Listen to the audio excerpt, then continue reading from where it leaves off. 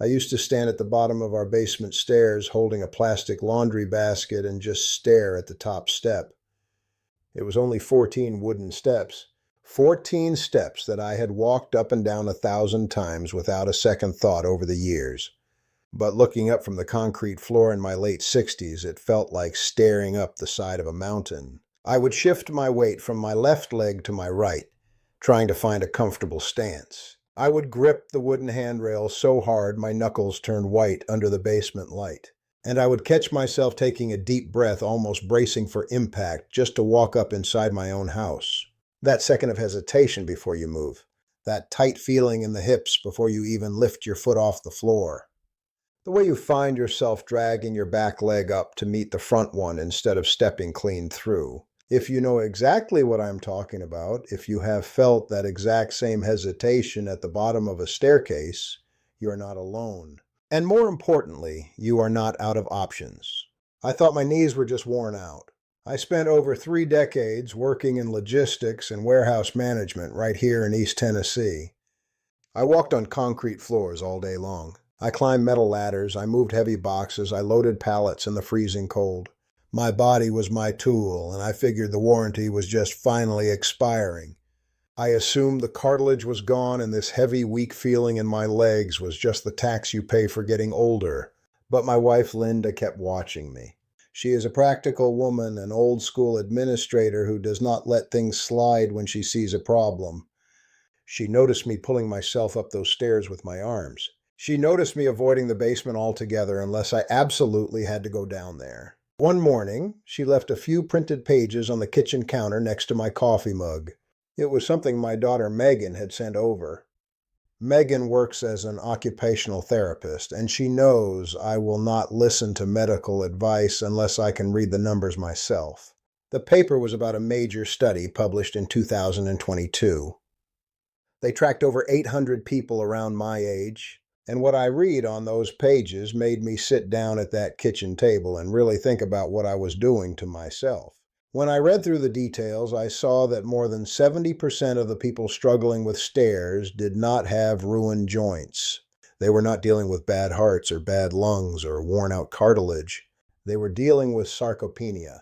That is a clinical term for something very simple and very cruel. It is the natural loss of muscle mass that accelerates after you turn 50. The muscle simply packs up and leaves because you stop giving it a reason to stay. Megan explained to me later that this muscle loss specifically targets the quadriceps in the front of your legs, your glutes, and the stabilizers in your hips. Those are the exact engines required to lift your body weight up a step and lower it down safely. My knees were not the primary problem. The shock absorbers around them had just completely rusted away. The muscles were literally shrinking, getting too weak to fight gravity. When I understood that, something shifted in my head. If the muscle was just weak, I could fix it. I did not need replacement parts or surgery. I just needed to wake up the machinery that had gone dormant. I started digging into what actually works for folks our age, and I found a routine based on the work of an older doctor over in Japan who has spent decades getting seniors back on their feet and keeping them out of nursing homes. I am going to walk you through the 3 specific movements I learned from that approach. There are exactly 3. You do not need heavy weights and you do not need to leave your house. But I will tell you right now, the 3rd movement is the exact opposite of what you probably think you should do when your legs feel weak. And after we cover those 3, I am going to share a simple mechanical adjustment to how you stand on a staircase that changes the whole game. It is an adjustment you can use the minute we finish talking, and it takes 0 physical effort. I am 73 years old. When I retired from the warehouse, I honestly thought I had built up enough physical savings to last the rest of my life. I thought a lifetime of hard labor meant my body would just stay strong on its own. But the human body does not work like a bank account. You cannot just live off the interest. When I stopped moving heavy things, my legs started getting thinner.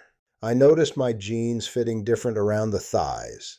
I started parking closer to the hardware store just to avoid the walk across the blacktop.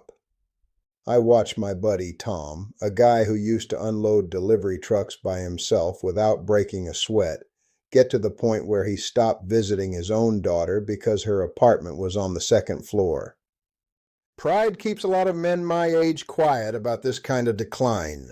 My son Derek runs a heating and air business out here, and he tells me all the time about older guys he meets on the job. Men who refuse to admit they cannot carry a tool bag up a flight of stairs anymore. We just stop doing things and pretend we did not want to do them anyway. But giving up your stairs is just the first domino. It is giving up your house. It is giving up your independence. Let us talk about the first movement. The biggest mistake I was making in my retirement was thinking that my morning walks were enough to keep my legs strong. Walking is a fine thing. It is good for the heart and good for the mind. But walking on a flat paved sidewalk does not ask your thighs to lift your entire body weight straight up against gravity. Flat ground does not demand power. Climbing a stair demands power. It requires the quadriceps on the front of your thighs and the glutes in the back working together to hoist you upward. When those get weak, you start using your arms to pull yourself out of a chair or haul yourself up a stair railing. You start relying on momentum instead of strength. I learned a movement to fix this that requires nothing more than a sturdy dining room chair with no wheels. You sit right near the edge of that chair. You plant your feet roughly shoulder width apart, and then you pull your feet back just a little bit right behind your knees. You cross your arms tight over your chest so you cannot cheat by pushing off the armrests or pushing on your own knees. From there, you push up into a full standing position using only your legs. But here is the secret that most people completely miss. Standing up is not the real work. The real work is sitting back down.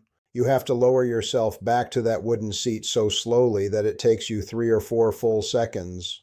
You resist gravity every single inch of the way down. Do not just let go and drop those last few inches into the cushion.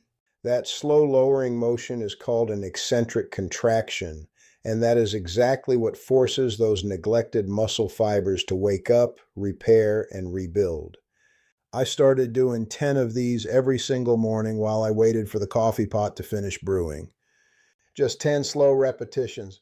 My neighbor Arthur is 75 years old. I used to watch him sit on his front porch swing. He would have to rock his upper body back and forth 3 or 4 times just to build up enough momentum to launch himself up onto his feet. I went over there one afternoon and showed him this exact chair movement.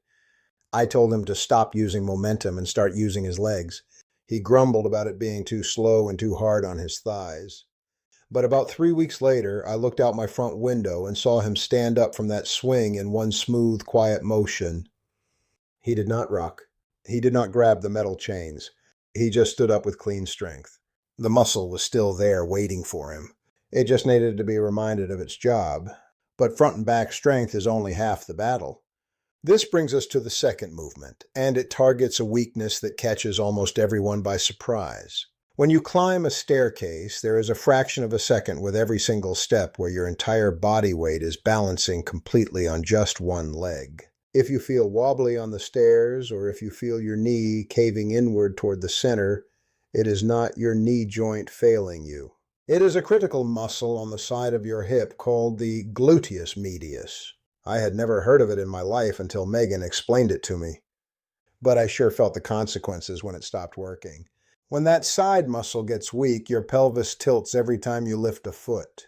Your balance goes right out the window and your brain panics and tells your hands to grab the nearest wall. To rebuild that lateral stability, you need a small step. Do not use a full staircase step right away. Those are usually 8 inches high, and that is way too much to ask of a weak hip. I went out to my garage and found a thick piece of scrap wood that was about 4 inches tall. You can use a sturdy low stool or a stepper if you have one. You stand sideways next to the step. You put one foot completely flat on it, and you push yourself straight up until that leg is fully extended. The other leg just hangs there in the air. Then you lower yourself back down sideways, slow and controlled. The absolute rule here is that all the work stays in the leg that is on the step. The bottom leg just comes along for the ride. When I first tried this in the garage, I got a harsh reality check. My left leg could do 10 repetitions without much trouble, but my right leg started shaking violently by the 4th repetition. It was a massive imbalance that I had been walking around with for years without knowing it. I was just one bad step away from a twisted ankle or a serious fall. I kept at it, aiming for 10 to 15 times on each side every day. A guy I know from church, a retired diesel mechanic named Bill, was having terrible trouble getting in and out of his tall pickup truck. He had to swing his whole body awkwardly and pull with his bad shoulder just to get in the driver's seat. He started doing these sideways step-ups using a concrete cinder block in his side yard. A month later, he was stepping straight up into that truck cab like he was 30 years old again. He told me he had completely forgotten what it felt like to actually trust his own legs. That lateral stability is the invisible glue that holds your balance together on uneven ground.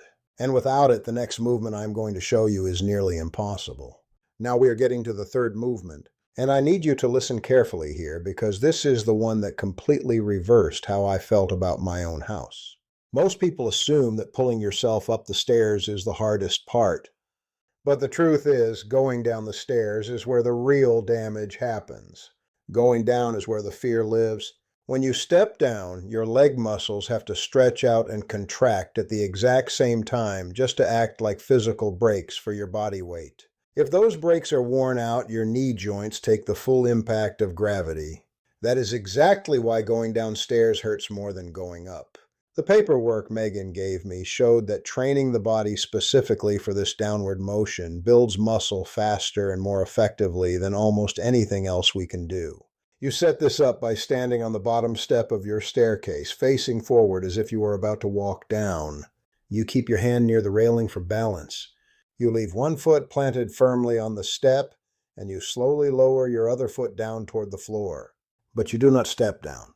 You just lower it until your heel lightly taps the floor, and then you immediately pull it back up using only the leg that is still on the step.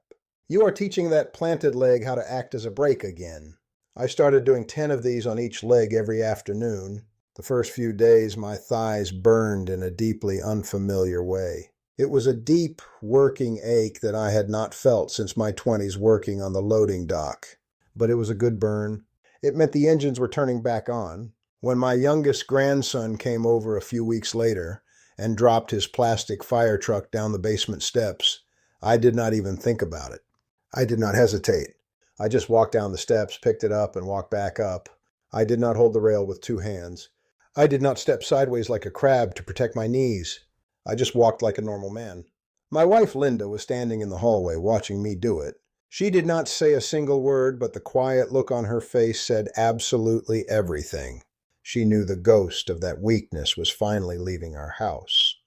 Those 3 movements will rebuild the machinery over time. But I promised you a secret.